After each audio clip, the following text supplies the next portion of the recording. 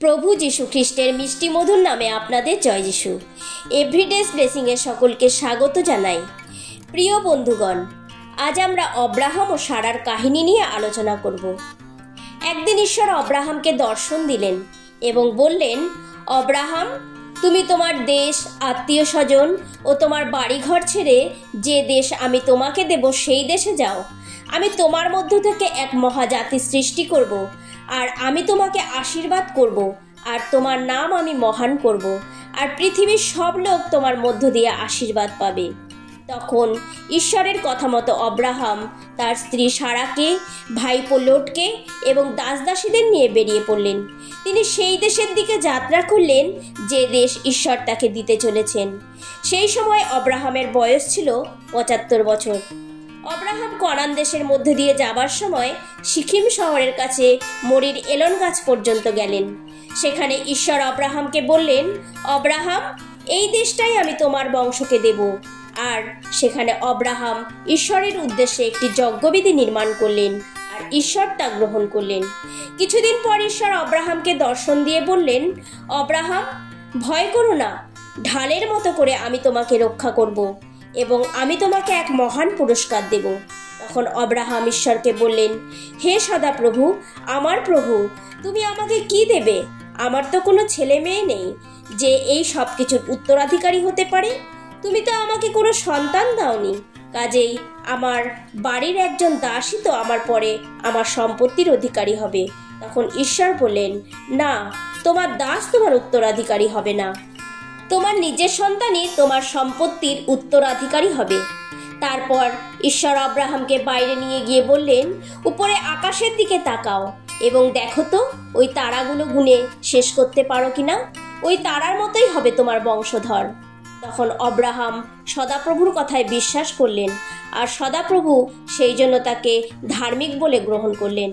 অব্রাহামের বয়স যখন ৯৯ বছর, তখন ঈশ্বর অব্রাহামকে দেখা দিয়ে বললেন, অব্রাহাম, আমি সর্বশক্তিমান ঈশ্বর, তুমি আমার সঙ্গে যোগাযোগ সম্বন্ধ রাখো এবং আমার ইচ্ছা মতো চলো। তোমার জন্য আমি আমার ব্যবস্থা স্থির করব, আর তোমার বংশ অনেক বাড়িয়ে দেব। তুমি অনেক জাতির পিতা হবে। আমি তোমাকে অতিশয় ফলবান করব। তোমার মধ্য থেকে আমি অনেক জাতির সৃষ্টি করব, আর তোমার মধ্য থেকে অনেক রাজার জন্ম হবে। তোমার সাথে ও তোমার বংশধরদের সাথে আমার এই চুক্তি এক চিরকালের চুক্তি হবে। অব্রাহাম যখন মমরির এলন বনের কাছে বাস করছিলেন, তখন ঈশ্বর অব্রাহামকে দেখা দিলেন।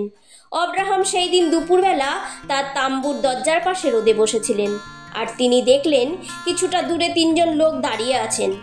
আর তাদের দেখে অব্রাহাম দৌড়ে গিয়ে তাদের প্রণাম করলেন এবং বললেন, আপনারা এই দাসের এখানে যখন এসেছেন, তখন আমি কিছু খাবার নিয়ে আসি। আপনারা খাওয়া দাওয়া করে আবার যাত্রা করবেন। তাতে তারা অব্রাহামের কথায় রাজি হয়ে গেলেন। অব্রাহাম তখন তাম্বুর ভিতরে গিয়ে সারাকে তাদের খাবার দাবারের আয়োজন করতে বললেন। অব্রাহাম তারপর তাদের জন্য দই, টাটকা দুধ এবং মাংস নিয়ে তাদের পরিবেশন করলেন। এরপর তারা অব্রাহামকে বললেন, তোমার স্ত্রী সারা কোথায়? অব্রাহাম বললেন, তাম্বুর ভিতরে আছেন। তখন তাদের মধ্যে একজন বললেন, সামনের বছর এই সময়ে আমি নিশ্চয়ই আপনার কাছে আবার আসব। তখন আপনার স্ত্রী সারার কোলে একটি ছেলে থাকবে। সারা তখন অব্রাহামের পিছনে তাম্বুর দরজার কাছ থেকে সব কথা শুনছিলেন। তখন অব্রাহাম ও সারার অনেক বয়স হয়েছিল, তাই সারা মনে মনে হাসলেন। তখন ঈশ্বর অব্রাহামকে বললেন, অব্রাহাম, সারা কেন এই কথা বলে হাসলো যে এই বুড়ো বয়সে সত্যিই কি আর সন্তান হবে? সদাপ্রভুর কাছে অসম্ভব বলে কি কিছু আছে?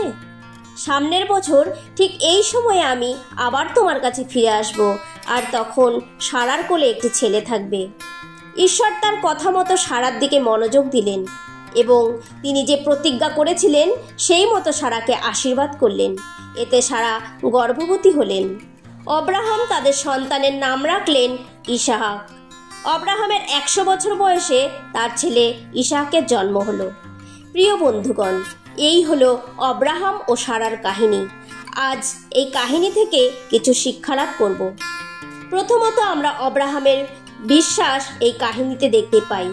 ঈশ্বর তাকে এমন এক দেশে যেতে বললেন যা তিনি কখনো চোখে দেখেননি, এবং সেই দেশ কীরকম তার কোনো ধারণা ছিল না।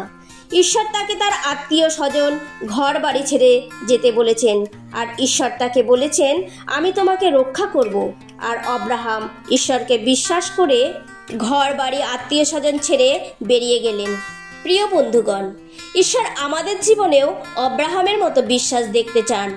অনেক সময় ঈশ্বর আমাদেরও আহ্বান করেন তার পরিচর্যা কাজের জন্য, কিন্তু আমরা তার ডাকে সাড়া দিই না। আমরা অনেক সময় প্রশ্ন করি, চিন্তা ভাবনা করি, কেন করব, কিভাবে করব। ঈশ্বর আমাদের কোথাও যেতে বললে আমরা ভীত হই, কিন্তু আব্রাহাম কোনো প্রশ্ন না করে ঈশ্বরের ডাকে সাড়া দিয়েছেন, কারণ তিনি জানতেন, তার বিশ্বাস ছিল ঈশ্বর যখন ডেকেছেন ঈশ্বর তাকে রক্ষা করবেন। প্রিয় বন্ধুগণ, আমরাও যেন আব্রাহামের মতো ঈশ্বরের ডাকে সাড়া দিই। ঈশ্বরের ডাকে সাড়া দিলে তিনি আমাদেরও রক্ষা করবেন এবং আব্রাহামের মতো আমাদেরও আশীর্বাদ করবেন। দ্বিতীয় বিষয়, যখন ঈশ্বর আব্রাহামকে বললেন, তোমার স্ত্রী সারার গর্ভে পুত্র সন্তান হবে, তখন সারা মনে করলেন তা সম্ভব নয়, কারণ সন্তান হবার বয়স তাদের নেই। এই জন্য সারা ঈশ্বরের কথা শুনে মনে মনে হাসলেন। প্রিয় বন্ধুগণ, ঈশ্বরের কাছে কোনো কিছুই অসম্ভব নয়। তিনি অসম্ভবকে সম্ভব করতে পারেন। যদি আপনারও কোনো কঠিন বিষয় অসম্ভব বলে মনে হয়, তাহলে ঈশ্বরের উপর বিশ্বাস রাখুন। তিনি আপনার জীবনে অসম্ভবকে সম্ভব করতে পারেন। তিনি তার সময় অনুসারে আপনার জীবনে কাজ করবেন। যেমন ঈশ্বর আব্রাহাম ও সারাকে সন্তান দিয়ে আশীর্বাদ করেছিলেন তার সময় অনুসারে। ঈশ্বর এই বাক্যের দ্বারা আপনাকে আশীর্বাদ করুন। আসুন প্রার্থনা করি। হে সর্বশক্তিমান জীবন্ত পিতা, তোমায় ধন্যবাদ আজকের দিনের জন্য। পিতা, আব্রাহামের মতো বিশ্বাস যেন আমাদের তোমার প্রতি থাকে। যখন তুমি আমাদের আহ্বান করো, যেন তোমার উপর ভরসা করে সেই আহ্বানে সাড়া দিই। এই প্রার্থনা পিতা তোমার পুত্র প্রভু যীশু খ্রিস্টের নামে চাই। আমেন।